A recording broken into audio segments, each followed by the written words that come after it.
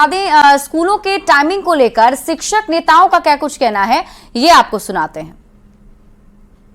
नियोजित शिक्षक प्रारंभिक से लेके माध्यमिक से लेके उच्चतर माध्यमिक तक में बच्चों को पढ़ा करके इतनी योग्यता उनमें डाल दिए हैं कि वो आज बीपीएससी की परीक्षा पास करके हमारे स्कूल में शिक्षक बन चुके हैं। यही नियोजित शिक्षकों के योग्यता का सबसे बड़ा मापदंड है। यहां पर जितने भी नियोजित शिक्षक हैं वो लगातार बच्चों को क्वालिटी एजुकेशन दे रहे हैं और उसका फलाफल भी समाज और सरकार के सामने आ रहा है लगातार। हम माननीय उप मुख्यमंत्री जी से आज वार्ता में यह बात रखने जा रहे हैं कि हमारी योग्यता पर सवाल नहीं उठाया जाए, क्योंकि हम पहले भी दक्षता परीक्षा पास कर चुके हैं, हम पहले भी पात्रता परीक्षा पास करके विद्यालय में कार्यरत हैं। इसलिए 60 साल की नौकरी में बार बार परीक्षा लेने का कोई औचित्य नहीं है। बिहार के नियोजित शिक्षकों को सक्षमता परीक्षा के नाम पर नौकरी से हटा देने और शिक्षकों के शोषण करने की जो तैयारी की गई है उसको लेकर के बिहार के तमाम शिक्षकों में आक्रोश व्याप्त है।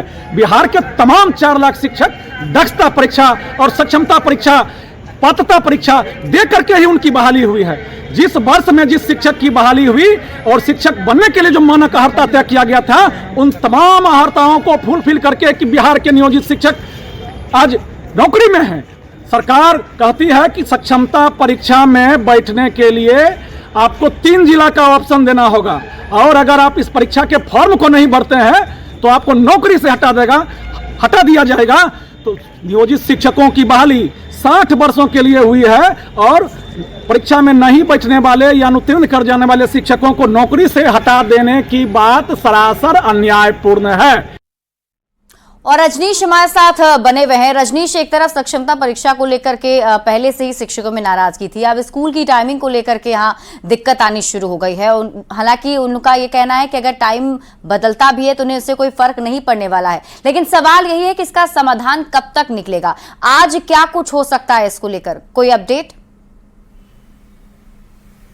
देखिए, शाम तक जो है समय है, के पाठक पटना में है और शाम के बाद वो दिल्ली रवाना होने वाले हैं। इससे पहले यही कहा जा रहा है कि सीएम नीतीश कुमार कभी भी अपने आवास पर के पाठक को बुला सकते हैं, तलब कर सकते हैं, क्योंकि 2 दिनों से दीपक कुमार जो प्रधान सचिव है वो संपर्क कर रहे हैं। शिक्षा मंत्री ने कहा है, बावजूद के पाठक मानने को तैयार नहीं है। इससे पहले भी राजभवन से टकराव हुआ, बीपीएससी चेयरमैन से टकराव हुआ, उसके साथ साथ जो एमएलसी हैं उनसे टकराव हुआ। कुल मिलाकर ये कहें कि ईमानदार छवि के हैं, कड़क हैं, सब कुछ सही है, लेकिन सीएम बिहार के मुखिया होते हैं और जो कार्यपालिका है उसको एग्जीक्यूट करना पड़ता है। तो विधायिका और कार्यपालिका के बीच जो समन्वय है उसको लेकर भी जनता के बीच अब जो मैसेज है वो जगजाहिर हो चुका है कि सरकार कुछ कह रही है और के पाठक कुछ कर रहे हैं। ऐसे में लिखित आदेश जब तक जारी नहीं होता है ये कंफ्यूजन जो है बरकरार रहेगा। हालांकि दिल्ली जाने से पहले अब के पाठक क्या पत्र जारी करते हैं या फिर अभी तक जो कंफ्यूजन है, क्योंकि अगले 2 दिनों तक स्कूल बंद रहेगा।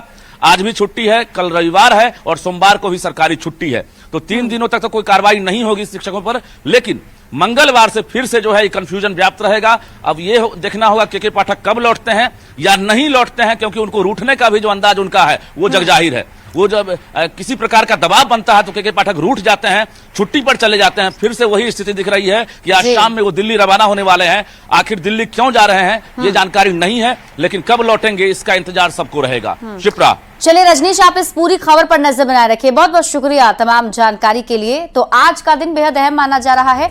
हो सकता है कि आज मुख्यमंत्री के पाठक को अपने आवास पर तलब कर सकते हैं। देखना होगा क्या समाधान इसका निकलता है।